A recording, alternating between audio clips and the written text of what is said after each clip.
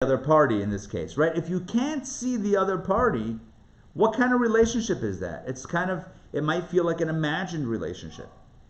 So tonight, we're going to learn a paradigm shift, a completely new way of looking at God and looking at reality and looking at our relationship vis-a-vis God. This will change everything. I know I'm setting the bar high, but that's okay. We're studying Tanya. We set the bar high, and then we casually, like the Olympics, we run, we take that, you know what I'm talking about, that pole thing? Pole vaulting, is that what they call it? And then you go, and then you kind of go over it like, you go like over it backwards or something, and you gently, with a flourish, you land and all is good, and you get like 10 from the Hungarian judge or whatever it is. Okay, so that's the point. The idea here is that we're setting the bar high, we're going to clear it with ease, definitely set a PR, personal record, maybe even a WR, world record, for those that are keeping score at home. That's the idea tonight. Let's talk about seeing God. Let's jump in. Chapter 42, I'm about to share my screen with you. But first, let me make sure that my screen is, yes, that's where I want it to be. Okay, folks, Zoom is zooming right along. Share screen. Okay, remember, I always check in, want to make sure that you see it. Can you see my screen? Thumbs up? Fantastic. It's working. Baruch Hashem. Thank God. I am going to fast forward a little bit. You know, we're talking about emotions, and last week we talked about fearing God, which we know, of course, means more like awe and respect and reverence. But we quoted a verse in the Torah where Moses says to the people, "What's the big deal? All God wants you to do is fear Him." And the Talmud says, "What do you mean it's not a big deal? Of course it's a big deal." And the Talmud says, well, for Moses, it's not a big deal. And we asked in Tanya, saying, well, great, but Moses is speaking to the people. He's not speaking to himself. So if he's speaking to the people, I'm just recapping last week. If he's speaking to the people, that means that his rhetorical question, like, what's the big deal? Just fear God, is not only self-reflection for himself, like how he relates to God, but it's also attainable for you and I. You and I can also be in a real feeling relationship, and not just love, but respect and reverence, right? Edging on that little direction of fear, but it doesn't have to be like, trepidation, God's going to zap me. And that's a negative fear. But some sort of awe and respect and reverence for God. That's the ideal here. It's possible, it's attainable. Moses himself says it's attainable. And when the Talmud says, yeah, for Moses it's easy, which implies for us it's not, we explained in Tanya last week that every one of us has a little bit of Moses. Every one of us has a little piece of Moses inside of us. And because of you know how we get that? Through osmosis. Oh, guys, come on. Why? Why do you put up with this? Seriously. No, we get it through a spiritual connection. We get it really through osmosis in a sense. We get it through kind of just our spiritual DNA.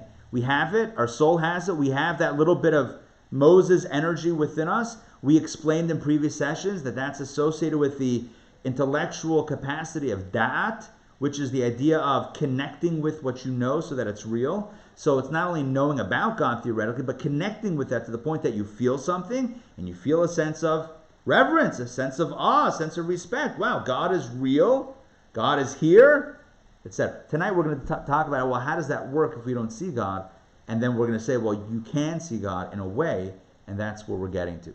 Okay, so hopefully I've brought you up to speed with where we are, and now I'm going to get back in my text. I'm scrolling through the page, as you can see, finding where we are up to. I have it marked in my book, in my handy-dandy physical copy of this book called Lessons in Tanya, okay, Volume 2, chapters 35 through 53. This is part 2 of the Tanya, and we're up to page 642. It's a lot of pages. And here we go. Chapter 20. Okay. Let's fast forward to where we are up to. Let's go. We passed this. Stick with me. We're almost there.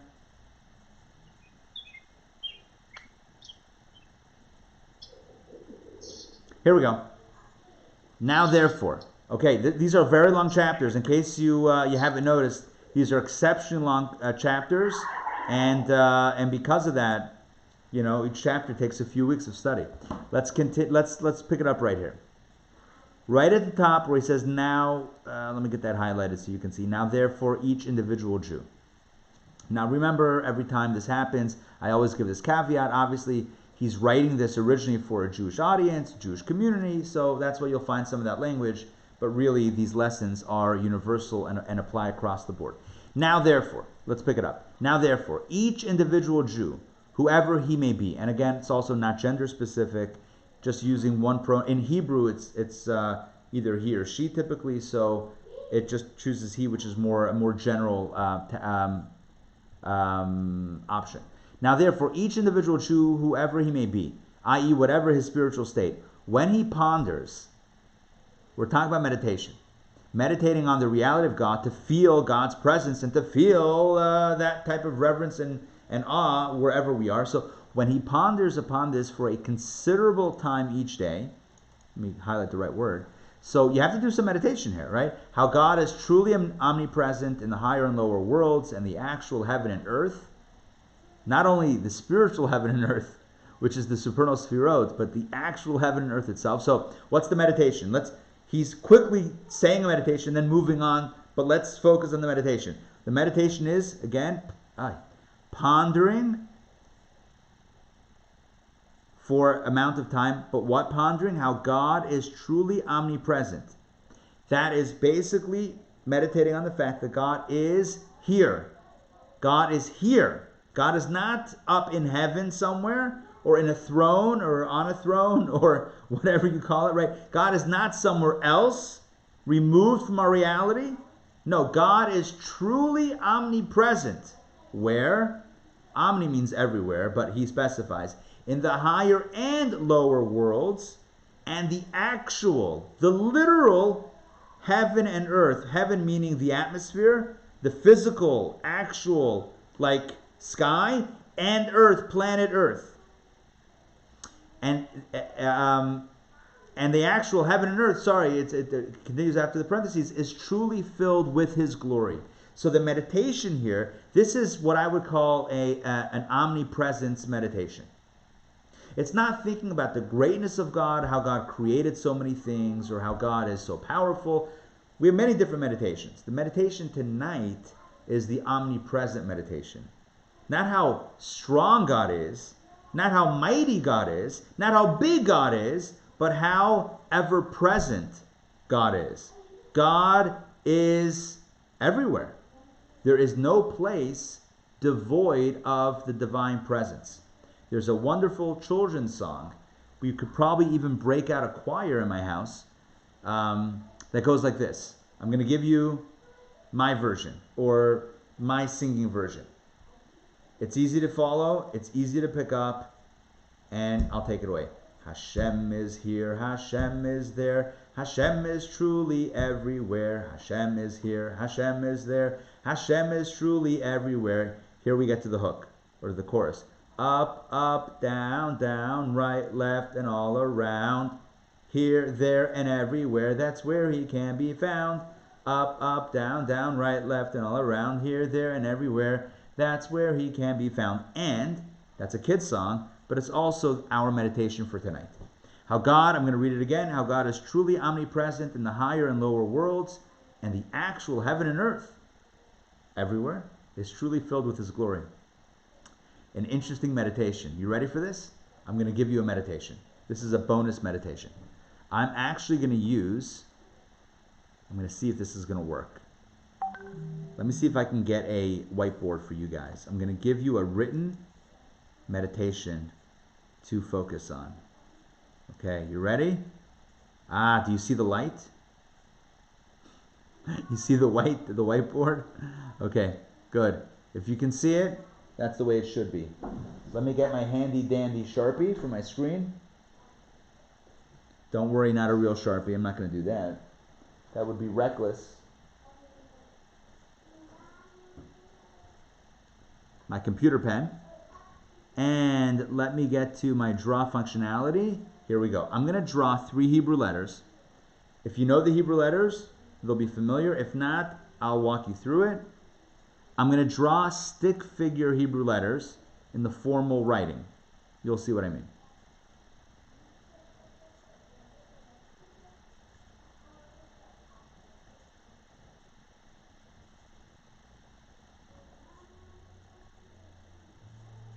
Okay, for those of you that can read my stick figure Hebrew letter writing, that spells the word echad.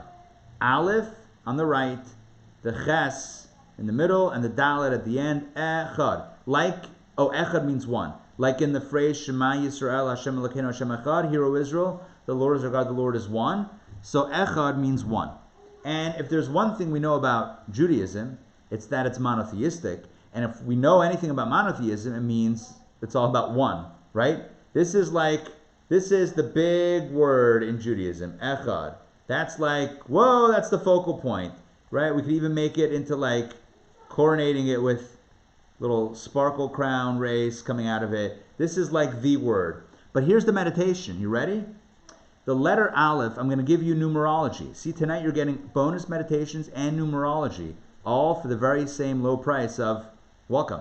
So echad, the Aleph of echad, is numerically equivalent to the number 1 because it's the first letter in the Hebrew alphabet. So it's 1. Ches is the 8th letter. Aleph, Bet, Gimel, Dalet, Hey, Vav, Zayin, Ches. So it's the 8th letter. So it's number 8. Ooh, that didn't work out. Let me try that again. Erase that.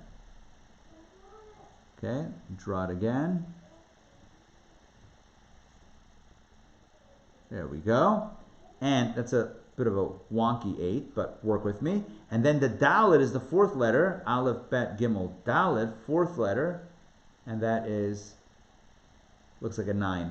But anyway, it's not easy to write on a screen vertically.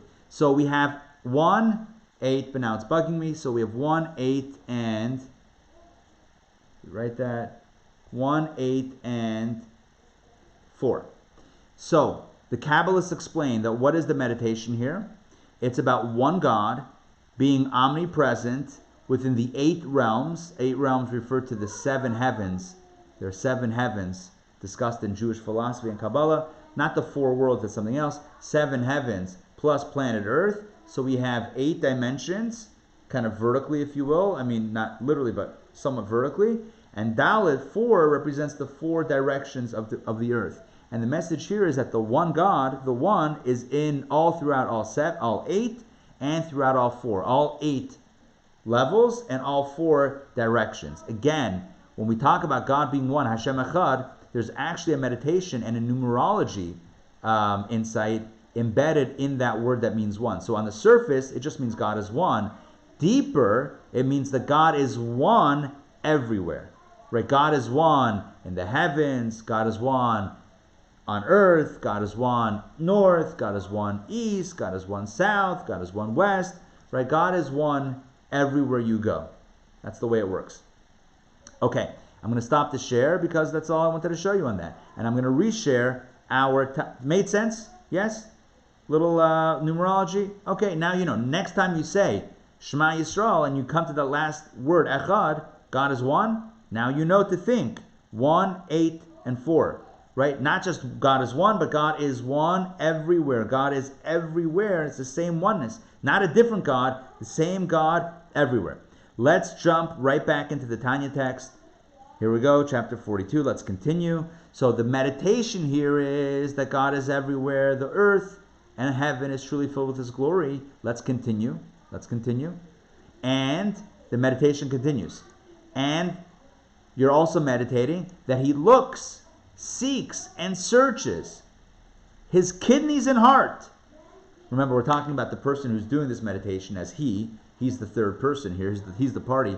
So, not the capital H He, the lowercase he or his. So, this person, you and I, are thinking And we're spending some time on this. We're not just doing this in like 30 seconds. We're spending some time focused about thinking how God is everywhere, how God is here, and how God is looking, seeking, and searching my kidneys and heart. You know how you would say that in Yiddish? The kishkas. Like the kishkas, like the insides. The inner kidneys and hearts mean, you see in the parentheses, his inner thoughts and emotions. God knows what's going on under the hood, right? God knows what's going on under the hood more than you and I even know what's going on under the hood of our own hoods. Sometimes you're not happy. You don't even know why. Sometimes you're smiling and you're like, why am I so happy? What's going on? Oh, that's right, because a good thing happened or a good thing will happen, right? So God knows what's going on inside, and God knows all his actions and words and counts his every step. Remember that song? Every breath you take, I'll be watching you, right? It's a little bit stalkerish, but listen, when it comes to God, that's how God rolls. God is everywhere. God is up in our grill. God knows exactly what's going on. God's like right there with us, inside and out. And that's it. When a person does this, when a person meditates on this, but really meditates, really spends some time. We said last week, some people can have a quicker meditation. Some people it takes longer to meditate and to develop this emotion. But whatever it is, do it at your own pace. Do it at your own, based on your own need. But if you do it, what's going to happen? Ideally, what's next? Then, here we go. Here's the payoff pitch. Then fear, again, awe, respect, reverence, will be implanted in his heart throughout the day, even when he is occupied with other matters and cannot contemplate the above. If you do this in the morning, first thing in the morning or second thing in the morning, you do it in the morning, then even though you go about the rest of your day and maybe you're in the office and maybe you're whatever it is, nonetheless, a residue of that meditation and that result of the meditation is going to stick with you. Can't get rid of it. It's like gum in your shoe, in a good way. It's going to stick with you.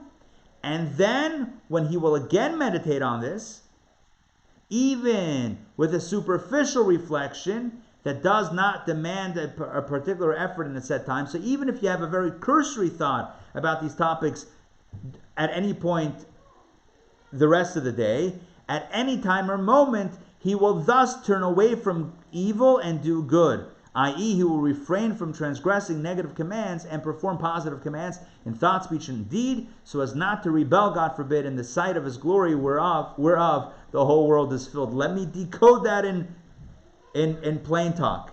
What he's saying is, if you and I can spend some time each day, ideally in the morning, because you don't want to wait till it's too late, till you're already distracted, right? So you start off in the morning, you have a meditation, take some time. Takes 5 minutes, 10 minutes, 15 minutes, okay, so build up to it. Take some time and really meditate on the fact that God is real, God is here, God is everywhere, but God is here. God knows what I'm thinking, God knows what I'm saying, God knows what I'm doing, God knows what's inside, what's in my subconscious, God knows exactly what's going on under the hood. And then later on, when I'm distracted with other things, but I'm faced with a crossroads, with a moral quandary, the right thing or the wrong thing, I'll think about quickly right or wrong, and I'll remember God, and in that moment, that meditation will come flooding back, and the result of the meditation, which is a reverence for God, a respect for God, an awe for God, will come back, and at that point I'll say, I can't do this, it's not right, I'm not going to do it. Or I'm going to say, you know what, it's the right thing to do, let me do it. And to give you an example of this, I want to cite my personal favorite biblical character. I know I'm being picky, I know I'm picking and choosing, but you know what? I feel like this is a safe space, and I feel that I can share this with you. My favorite biblical character, without a doubt, is Joseph. Number one, he's got a really cool coat. Number two, Joseph is just the most incredible individual and incredible story. Here you have a kid, 17 years old, who is sold out by his own brothers, right? He's totally rejected from his family. Talk about a riches to rags. I don't mean like physical riches. I mean like from riches to rags to riches, right? A guy that goes through all the terrible, like the world is out to get him. His own family is out to get him. He's framed by Potiphar's wife. Like He has every hard knock in life that you can imagine. Family stuff, physical hardship, legal, being framed, convicted for crimes he didn't get. The whole deal he got. He got the full package of challenge. Never lost his way. Never lost his trust. Never lost his connection. Never lost his identity. Never lost his emotional capacity to feel. There's only one character in Torah that cries as much as... No one in Torah cries as much as Joseph. Read through his story. Again and again and again, the Torah tells us that Joseph cried. When he saw his brothers, they didn't recognize him. He cried. When his brothers said this, that, or the other, he cried. When he revealed himself to his brothers, he cried. He cries multiple times, which means that his heart is still functioning. People that go through trauma sometimes, they close themselves up because they don't want to feel anymore, because they can't make themselves vulnerable, because they can't go through that again. So they become closed. It becomes much harder to get in. Joseph didn't do that. Joseph, for many reasons, is a personal hero of mine.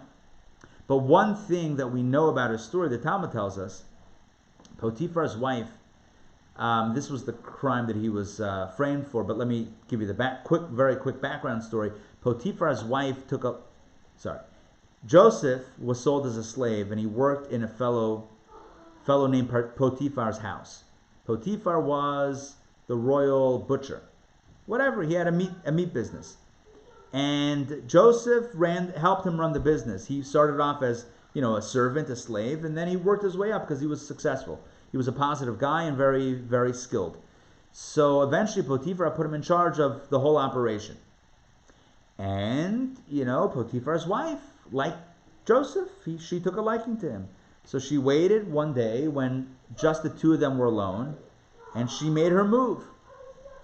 And the Torah tells us that Joseph, she grabs onto him, he runs away, and she takes off his coat, or she's holding onto his coat, and he runs away, wiggles out of the coat, so all she's left is holding the coat, and then she says, whatever. Then she basically accuses him of the assault, whatever. She flips the script, and he basically gets locked up for a bunch of years.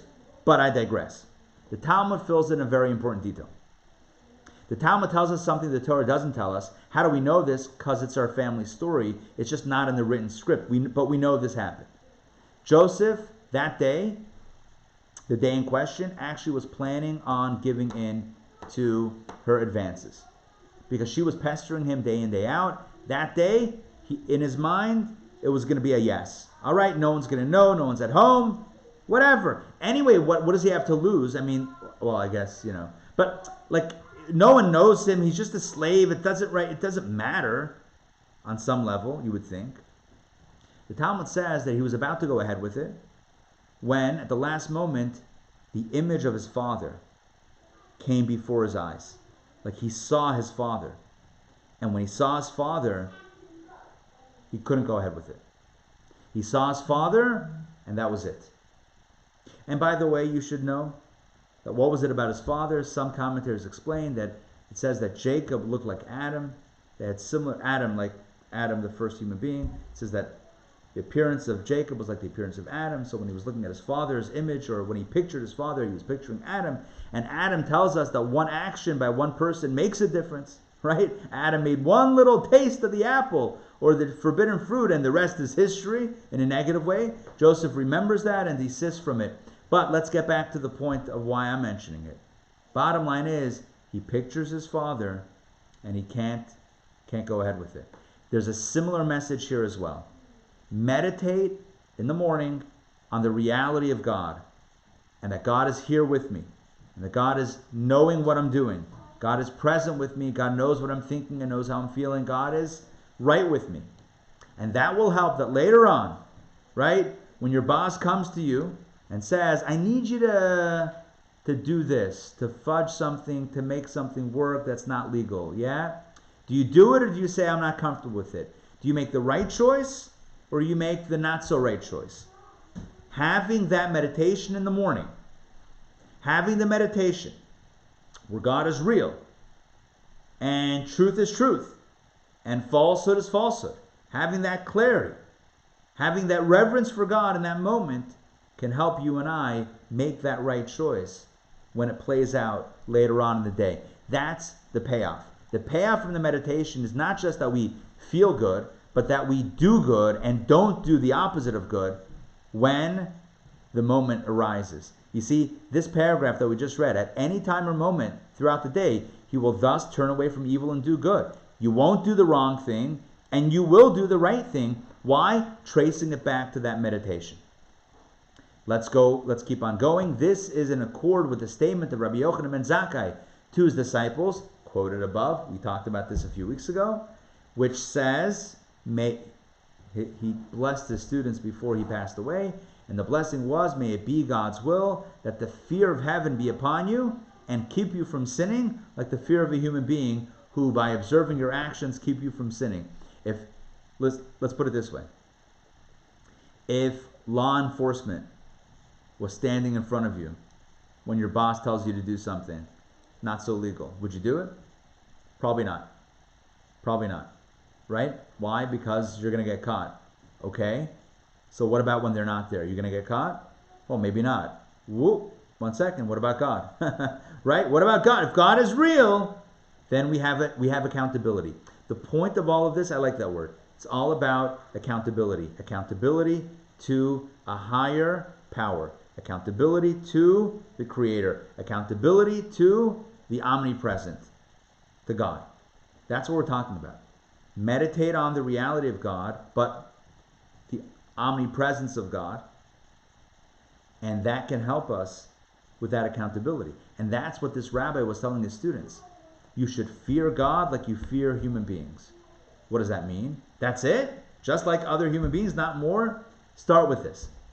When someone's watching you, you're not going to do that. You're not going to do that, right?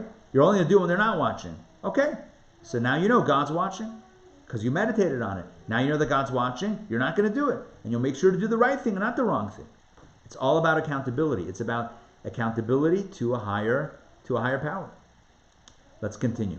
This explains what Moses said to the people in Deuteronomy. This then is the meaning of the verse when Moses says, what does God want already? All he wants, all God demands of you is only to fear the Lord your God and to walk in all his ways. So what does that mean? He continues, for this is the fear that leads to the walking in God's ways, i.e. the fulfillment of God's commandments, which involve turning away from evil and doing good. This is the lower level fear which we discussed earlier. In other words, we're not asking, and Moses did not ask of the people to feel very sophisticated feelings. Just feel God enough that you don't do that next wrong thing. That's it.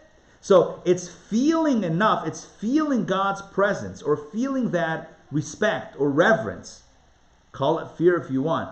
Feeling that enough to guide proper behavior, right? On a very basic level, feeling that God is here and God is around so that I'm not going to do that thing that I might otherwise do if I thought no one was watching. That's it. So that's what Moses is telling the people. Basically, Moses, essentially, according to this explanation, is saying the same thing that the rabbi was saying on his deathbed, which is you should fear God like you fear other human beings, or do respectful things like you would in the presence of human beings because you are in the presence of God. Make respectful choices because there is accountability, because God is with you. God is with you at all moments. So do the right thing. Don't do the wrong thing. That's what Moses is saying. Again, if you look back, what does this verse say? God demands of you only to fear the Lord your God, to walk in all his ways. The way he's explaining it is that to walk in all his ways is qualifying the first half. The second half is qualifying the first half. What type of fear of God should you have? The one that makes sure that you walk in all his ways. In other words, to feel God's presence enough that you're going to stay on the straight and narrow, you're going to do what you need to be doing and not the opposite. Good, let's continue.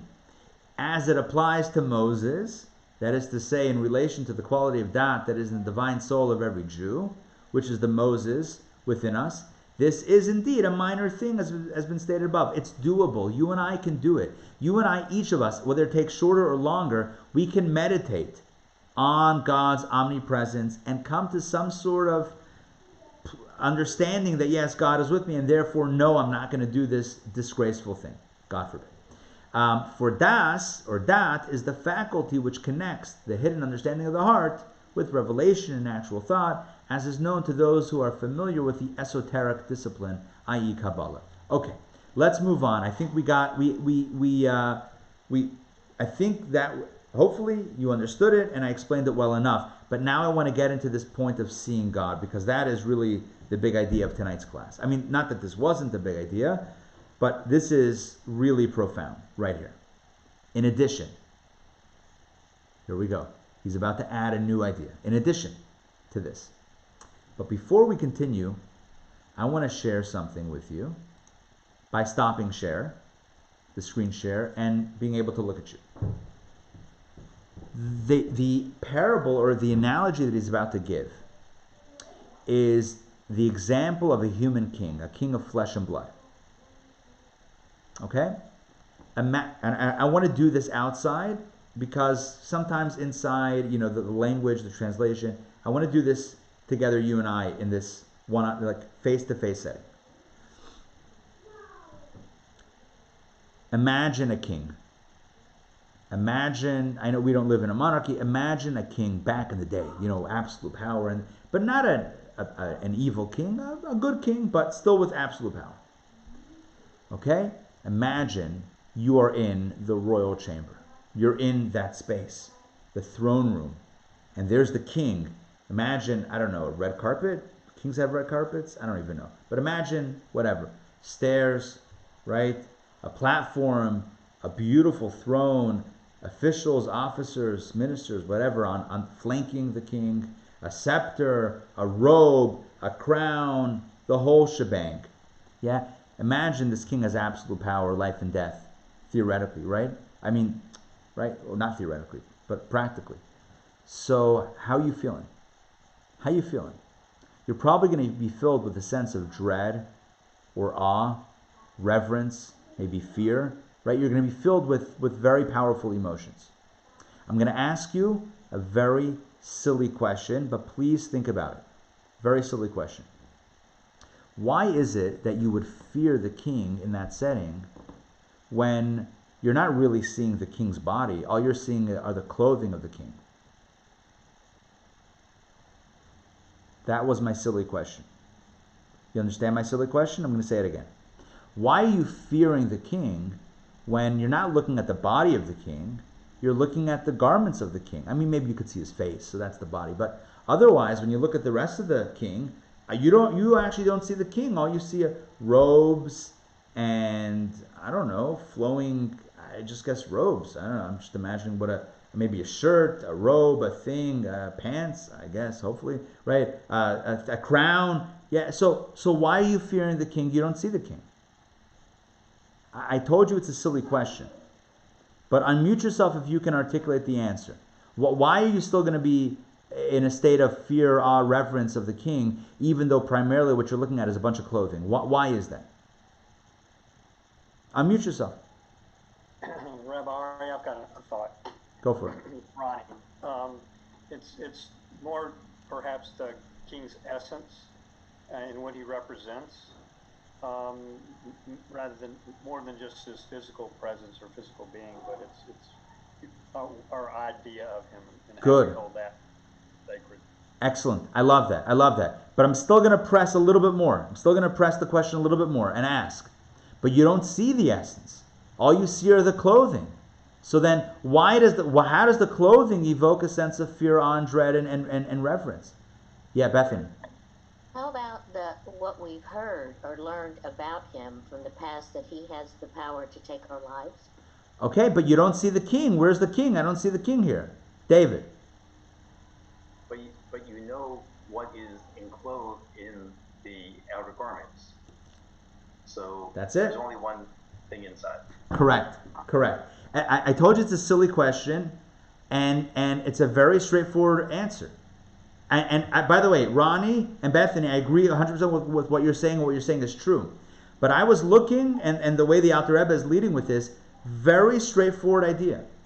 The reason why you're like, the king, the king, the king, the reason why is because, although you're looking primarily at garments, like the bulk of that you're looking at is garments, it's because underneath the garments is the king. So it's garments, it's not garments. You're not looking at a mannequin or at a rack of robes on a clothing rack. You're looking at the king.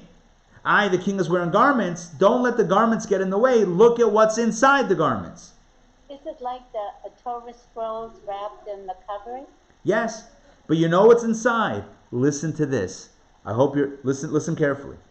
The Alter Rebbe, the founder of Chabad, the author of Tanya, is about to say, when you walk out of your house and you look at the world, look at nature, look at the world, what do you see? What you're seeing is nothing other than the garments of the king. It's like you're looking at God Almighty, but through the garments. In other words, you're going to say, I don't see God. The whole class is about seeing God. And you came into this class thinking, I never see. You and I can't see God.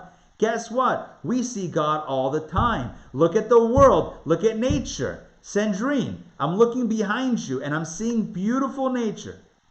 I'm seeing trees and grass, and to the right, my right, or to the right, the way I'm looking at, I see a yellow flower. If I knew, what kind of flower is that? If anyone can identify the flower, I don't know the flowers. Are you in the park? Yes. Nice, beautiful. Is it Piedmont Park? Piedmont Park. Wait, Piedmont? Piedmont Park. Amazing. Tanya in Piedmont Park, folks. This is the power of Zoom. But listen. Look at the world. Look at the trees. Look at the sunset. Yeah? Lily. Sorry? Lily. Oh, Lilies. Yeah. Perfect. Look at the lilies. Right? Look at the lilies. And listen to the following message. What you're looking at is you're looking at the king. You're going to tell me all I see are flowers and trees. That's like the fool who's standing in front of the king and says, I just see robes and a crown and a scepter. I don't know. Where's the king? I don't see the king. I just see clothing. It's like, are you kidding me? You know who's under the clothing? You know who's inside the clothing? It's the king. So don't let the clothing get in the way of the reality of the king. Don't let nature fool you into thinking that that's all there is. It's not just nature. You're looking at God. Now, I'm not going to say that a lily is God, because that sounds kind of too simplistic. But what's inside of that, what's driving that, what you're looking at, is nothing other than the force of God. Which means essentially you and I are able to see God through the garments of nature. That's the key. Just like when you look at a king wearing the garments, you're still looking at the king, and you're still going to be impressed with all the emotions of beholding the king. Same thing is true when you look outside. And to demonstrate this in the text, let me show you the text. I think you're going to love this little section of this powerful section of Tanya. Here we go. In addition to this, let's pick it up right here. One should remember that as in the case of a mortal king, the fear of him relates mainly to his inner essence and vitality, and not his body. Oh, Ronnie, this is exactly what you were saying. For when he is asleep, though his body does not change,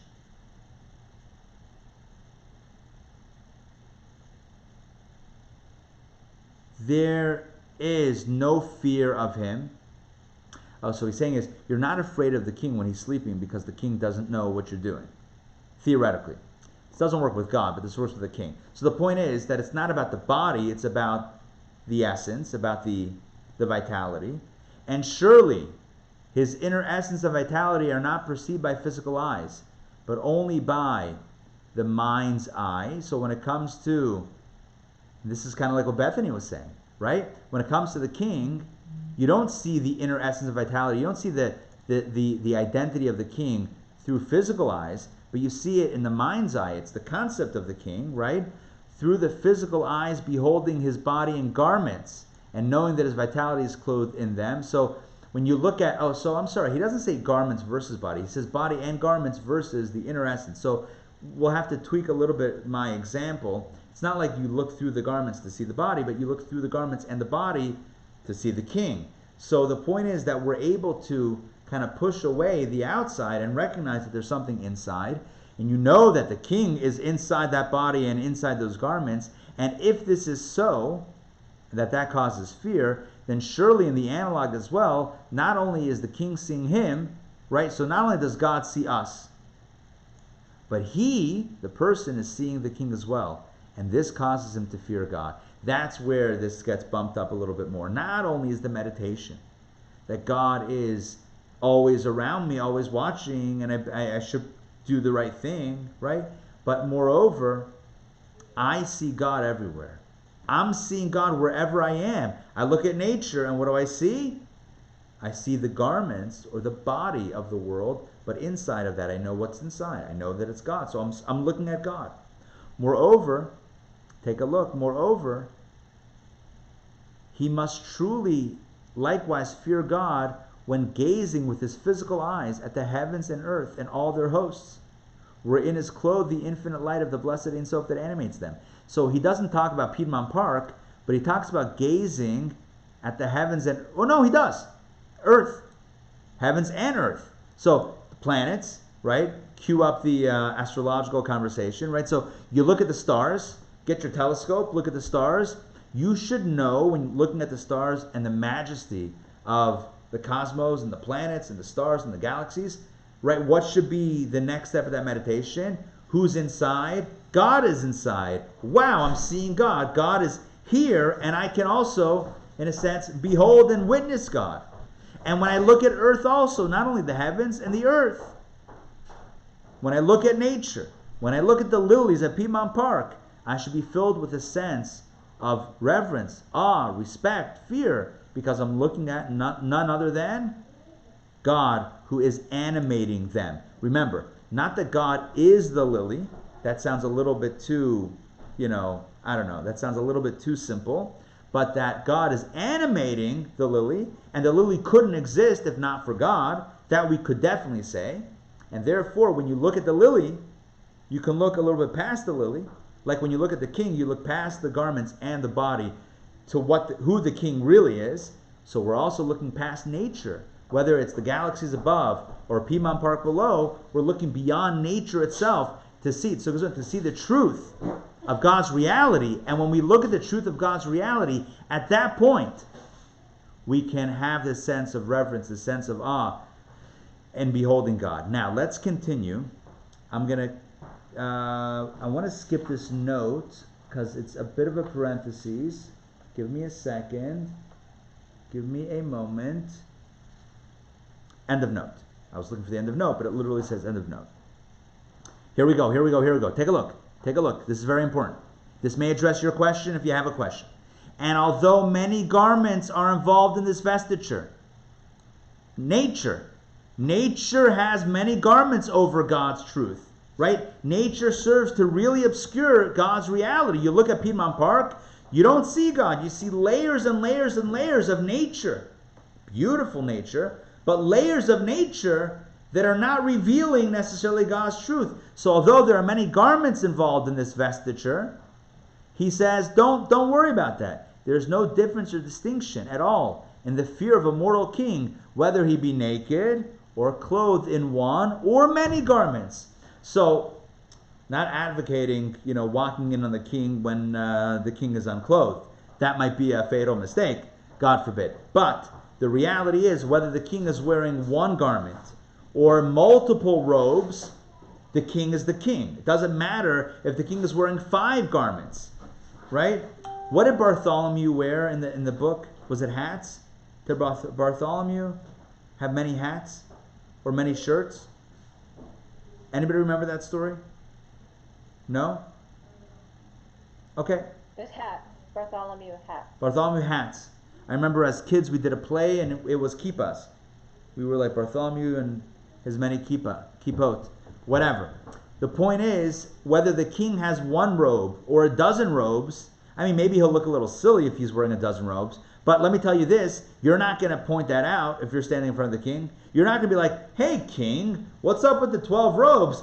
One's not good enough? Trust me, you're not going to do that, because you have the same trepidation, the same fear, the same awe, the same reverence, whether one garment, no garments, or 12 garments. The same thing is true with nature. No matter how good a job nature does in concealing, God, in covering, clothing God, so to speak, God's animation, energy, the reality is that God's in there. God's making it move. God's making it grow. Nothing else, nothing can exist without it. So in a sense, go outside, look in the heavens, or look around earth, and what are you looking at? Behind the layers of clothing, behind the garments, you're looking at the King. You're looking at God. And that should evoke a sense of awe, fear, and reverence. But it doesn't always work. Why not? He says, the essential thing, however, to get it to work, is training oneself, is the training to habituate one's mind and thought continuously. In other words, you're not going to think of this automatically, so practice thinking about this, so that it will always remain imprinted in his heart and mind that everything one sees with his eyes, the heavens and earth and all they contain, constitutes the outer garments of the King, the Holy One, blessed be He. Train yourself, when you look at nature, to think, what I'm looking at is the outer garments of God. God is inside, God is the King, and these are the robes, beautiful robes, magnificent robes, complicated robes, heavenly robes, physical robes, whatever you want to call them, different robes. Bottom line is, God is inside. If you train your mind, when you look at the world, to see what's inside, I don't see the robe, I see the King. I don't see nature, I see God. If that's how you adjust and helping us make the right choice in sticky situations, because after all, I'm looking at God, I'm not going to make a negative choice, right? I'm looking at God, how am I going to choose something against Him? In this way, by training oneself to see, I hope you understand the significance of this. This is not just a mind meditation. This is a mind and eye meditation. This is training your eyes when you look out at the world to see God. That's what this meditation is. That's what my email said today. By the way, if you're not getting the email, make sure you let me know and I'll get you on that email list. Seeing God. We can see God. Did you see the King or you saw the King's clothing? You saw the King, right? Did you see God or you saw Piedmont Park? You saw God. But you have to get yourself to that place where you see that. In this way, when you do that, you will constantly remember their inwardness and vitality. In other words, if you train yourself to see what's inside, then you will always remember what's inside, which is godliness, and that will create a reverence and a respect. Now, one final point. This is also implicit in the word emunah. Emunah is translated typically as faith or belief in God. But on a deeper level, the word emunah means training. It means like a vocation or apprenticeship, like being apprenticing in something where you're training to learn a trade. So emunah, which is translated as faith, actually means training, which is a term indicating training to which a person habituates himself. Oh, like a craftsman who trains his hands and so forth. Or not even an apprentice, even if it's yourself. If you're trying to get the skill of pottery, clay pottery, or painting, or calligraphy, or playing piano, so you train your hands to play piano. So emunah, which means faith, is really about training. What are we training? Training the mind and the eye to see and to understand what we're seeing. So it's training ourselves when we look out at the world to see God beneath the garments. It's not just garments. It's not just clothing hanging on a rack, hanging on a hanger. This is God. This is the King inside. God is inside. This is not just nature. It's not just the beautiful Mother Nature. This is God is inside. And if God is inside, then I'm looking at God. That's what we call faith, but not blind faith. This is training faith. This is training the eye and the mind to see and understand this. Okay. he then connects this idea to the mitzvah of appointing a king. We're at the time, so I don't want to jump into new texts. I'm going to kind of go outside and summarize, paraphrase a little bit. There's a mitzvah that says, you shall appoint a king over you. He says mystically it means recognize God's sovereignty. Because, right, we're talking about a physical king and divine king. It means not just, appoint a physical king for the land of Israel, but it also means to recognize God's sovereignty. And by doing so, we're going to be, in the straight and narrow. Oh, you know what? 1 second. We're like a few paragraphs away from the end of the chapter. Let's do a quick beeline. Give me 2 more minutes. Give me 120 seconds. Okay? Here we go. There should also be a constant, right here. There should also be a constant remembrance of what our sages say, that accepting the yoke of the kingdom of heaven, accept the yoke, I'm going to read it differently. Accept the yoke of the kingdom of heaven, which parallels the injunction, you shall appoint a king over you. Right? Which means realize God's reality, has been explained elsewhere and so on. Let's continue. For God, blessed be He, forgoes the creatures of the higher and lower worlds, they're not the ultimate, and uniquely bestows His kingdom upon us, and we accept the heavenly yoke. That means don't look at God as a global or universal God. Look at God as a personal God. God leaves everything behind to be with you. That's how each of us needs to look at it. It's a personal meditation. Don't only do the general meditation of, look at the world, look at the stars. Right? At the end of this chapter, he brings it back to a very individualized meditation. So it's not just that I see garments in nature and I know God is behind it in a general sense. More than that. It's that God is also within me. Right? My own life and my own vitality, my own animation is nothing but God. And God wants me and has expectations of me. That should evoke a sense of reverence, awe, and fear. And this is the significance of the, I don't even know how to pronounce this, obeisances? Yeah, something like that. In the Hebrew, it's hishtachavaot, which means the bowing down. There are certain points in the Amidah, in the prayer of the 18 benedictions, the Amidah, there are certain points in which we bow down. He says, what's the meaning of the bowing down? What's the significance of these obeisances, or however you pronounce it? What's the bowing down for? So it's following the verbal acceptance of the yoke of the kingdom of heaven in the reading of Shema. So the Amidah comes after the Shema. In the Shema we said that we acknowledge that God is one, that God is our king, that God is our God, and God is one. After that we then have the Amidah and we bow down. And what happens?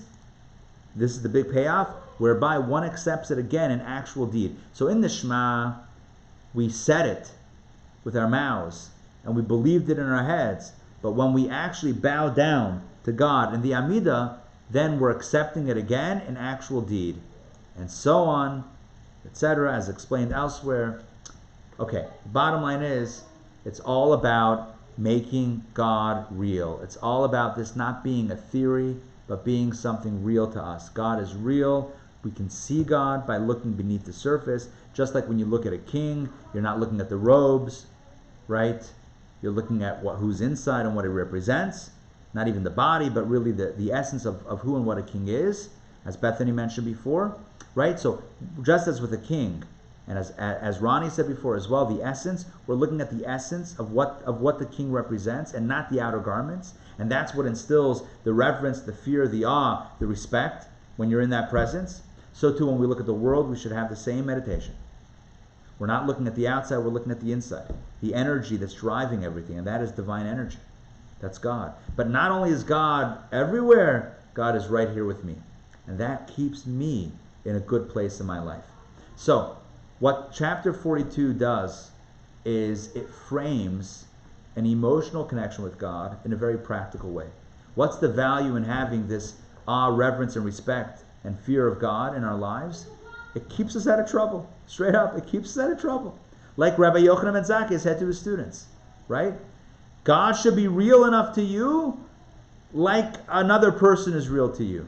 And when a person's around, you're not going to do that. So God's around, don't do it either. It's a very straightforward concept. I'm not going to say it's easy, but it's very simple. Very simple idea. And it comes through meditation. It comes through focused thought, meditating on the omnipresence of God, meditating on how God is everywhere. God is not locked away somewhere up there. God is here. God is right in front of me. God is right out there. It's about seeing God, training ourselves, training the eye and the mind to perceive God in nature and within myself. And when we do so, when we move the needle on this conversation and we start investing in this work, not just talking about it on Thursday nights, but when we actually invest on it, invest in it on Friday morning, Saturday morning, Sunday morning, Monday morning, you get the picture, right? You actually spend some time, 5 minutes start with, 10 minutes, 50 minutes, graduate up to 20 or more, where you actually think about God and how God is everywhere and how nothing could exist without God, and how could anything grow if not for some sort of life force that makes it grow, and where's that life force? And if it's nature, well, who made nature? Right? Isn't that just another layer? Isn't that just one of God's additional robes? Isn't that just the same thing? Calling it nature is calling it a robe. God is still inside. God is still underneath.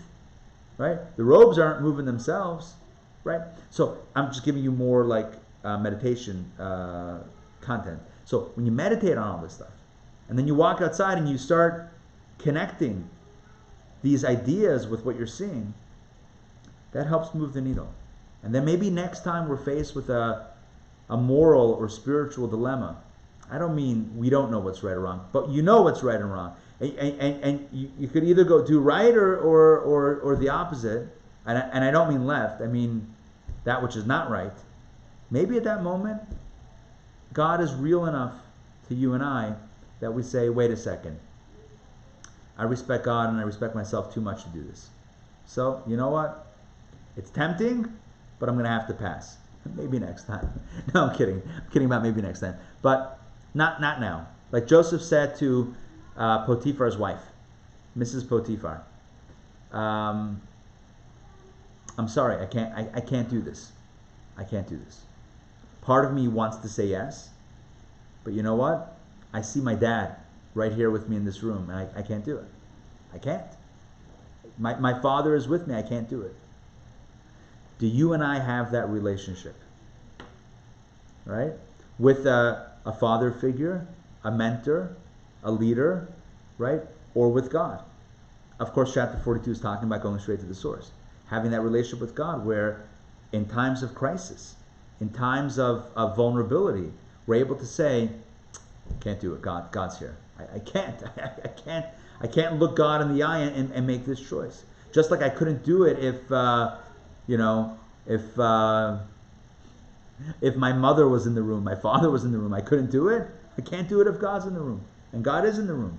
It's just about training. Emunah, it's just about training ourselves to see it. That's hilarious. Yes, Mark. Yes. Joseph said, no thank you. Okay, that takes us to the end of chapter 42, which is a magnificent chapter. And I hope you enjoyed it. And next week, we're back on to chapter 43. Let me take a look at the chat quickly, because I missed some of this. Oh, why use the word twice the word truly here? Okay, let me go back to my chapter 42 of Tanya. Truly is used twice. Let me see if I can find it. My thought is, without remembering exactly where it said it, I imagine he's trying to emphasize that it's truly, truly, and not like fake truly, like sort of truly, but truly, truly. I don't remember where it was. I'm sorry for not noticing this earlier and not reading it earlier. My apologies. Okay, let me see what else is in the chat here quickly. Like Jacob, God is in this place and I didn't know it. Yeah, exactly. Yeah, right. So Jacob, when he slept and he had the dream with the ladder, the angels, so he said, oh, I didn't know God was here. I wouldn't have slept. So the point is, some things you don't do when you're in God's presence, right? You're in the King's presence. You're not going to go for a schluff. You're not going to go for a nap. You're not going to stretch out, and make yourself comfortable in the royal chamber. It's not going to happen. It's not even going to be a thought that you have to like debunk. It's not going to even come up in your mind. to do such a thing. To make yourself, on the royal couch, to just like, while talking to the king, to just go over and start lying down and spreading out. It's not going to happen. It's not going to happen because you're in the presence of, it's just not going to happen. Why not? Because it's not going to happen, because you're in a different space. That's the goal, to get yourself in that space. And if you're in that space, you're not going to do the things that you shouldn't be doing, or conversely, you will be doing things that you would. Now, completely. Moses was told that no one can see me and live, right? So David is saying it makes sense. Why that's so? You tell me why you're saying that. Because you need to see through the garments.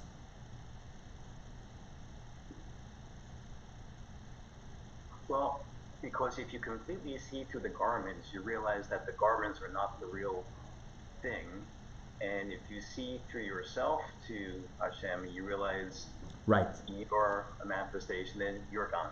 Yeah, right. If you really see, right, not through meditation, but really see all the way through, then when you look at yourself, what do you see? God. And you don't see you. And then, like God said to Moses, you can't see me and live. What that really means, as David is saying, and David is correct, as Kabbalah explains, it means you can't see me and live as a discrete or distinct being. Because if you really do see me, then you know that that you're really nothing outside of me. So then you cease to be your own identity. Right? So it's basically a self-undoing. Now, he's not advocating to that extent here. It's not about like living 24/7 on that level, but it's about training ourselves to get enough of that to keep us honest. That's really the threshold. To do enough of that meditation, enough of that inner work and inner perception to keep us on the straight and narrow. Yes, to carry this responsibility. Question about kidneys. I've seen this word in Psalms. Is it just an example of kishkas, or does the word for kidneys have a deeper meaning? That's a really good question. I don't know. My understanding is that it's just kind of like the innards, like what's going on inside, how you feel. But if I do recall also, though, there is something about, actually I'm taking that back, there is something about kidneys. I don't have it on the tip of my tongue or in the forefront of my brain right now, but I do recall there being something a little bit deeper about the kidneys as well. In fact, it says in some places, as I'm talking, I'm getting more recall, it talks about klayos ya'atzos. The kidneys can give advice. It talks about advising kidneys. When you have a moral quandary or a dilemma that you're thinking about, so you can consult with your kidneys. I'm not a doctor, although people on this line, on this meeting are. So maybe they, when there's a medical question, they go straight to the kidneys and consult. I don't know. But there is a way to explain it, in symbolic terms, why the kidneys are the advisors, so to speak, and what that means. But again, I don't have, it's not a fresh topic in my mind, so I don't have the explanation right with me. If I remember to look it up, I'll get back. Hopefully I will, and hopefully I'll remember something. But if not, listen, you know what? Let me also give this this research project to all y'all. So look it up, but make sure you're finding it from legit sources. Maybe put in, if you want to do search terms and online, put in kidneys, advice, Chabad, Kabbalah, Judaism. See what comes up. Use any of those combination of keywords, and maybe you come up to something interesting, and then you can share it next week. Okay, Pirkei Avot, exactly as Mark says. Know before whom you stand. Very simple, very straightforward. Summarized in one line. Know that you're standing before God. That's it. Oh, do kidneys carry poison or health? Kidneys can, right? David, help us out here. Kidneys. What do kidneys do?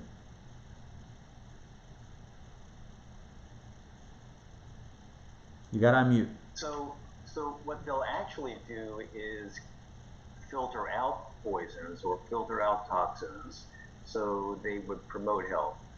Now, I suppose the problem could be if the kidneys are diseased, then you're not able to do that filtration.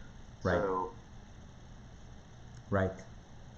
And certainly, if you need to know if you have to go to the bathroom, you can consult your kidneys. Right. Yeah. Okay, so look, listen, We have Alex. Have anything about kidneys for us? This is Ronnie. Oh, hey, Ronnie. Urgency. Yeah, exactly. That's more bladder. Yeah. Oh, Rabbi, did you see my question about how do I see God within myself? Like, if I see a flower and I know that's God's force within that flower, I mean, how do I relate that to myself? You're also a garment, so to speak, right? Your body is a garment, inside is the soul, the energy of who you are. Your consciousness, your vitality, your life is not your body. We know this, right? Because when a person passes away, so the body is still there, but their life is not there. So life is not the body. Life works in and through the body for a certain amount of time, but the life lives on. Oh, I should mention we have a course, Life After Life, starting this Tuesday night. It's a good segue to mention. So look, the bottom line is that you are a garment. We're all a garment. The body is just a garment. It's like God's robes. Inside is the essence, which is godly. Fran, I saw what you wrote before, both messages. Yeah, I believe we can do. It should be a yes to your first question, but I'll email you. The second point is along the lines of Chinese medicine, where organs have another meaning. Right? Yeah, it could be. It could be that symbolically, Kabbalistically, or in Jewish philosophy, the organs have some sort of philosophical meaning as well, or a spiritual meaning as well. There's something about it. We have to look it up. Anyway, good. It's great to see you all. It's great to study together. Oh, and the biblical word, kidneys were seen as a site of wisdom and discernment. Yeah, exactly. The question is why? Like, what's the connection? Heart was too. Yeah, so kidneys were about advice. The kidneys would advise. They would give you insight. The question is why. I believe I've seen something that kind of makes sense of it a little bit better, but it's been a little bit, so I don't recall it offhand. No. We'll have a project to work on. All right. Great to see you all. Great to see you, Lisa, Alex, Fran and Drar, Sandrine, Mark, Stan, Linda, David, Bethany, Ronnie, Adina Malka. It's been wonderful. It's been wonderful to spend some time with you to study. See you tomorrow, Daily Power Parsha 12. Good Shabbos. Shabbat Shalom, everyone. Shabbat Shalom. Take care. Bye-bye. Be safe. Be well. Take care, all. Thank you. Take Bye. care. Bye, everyone. Thank you. Pleasure. Thank you. See you soon.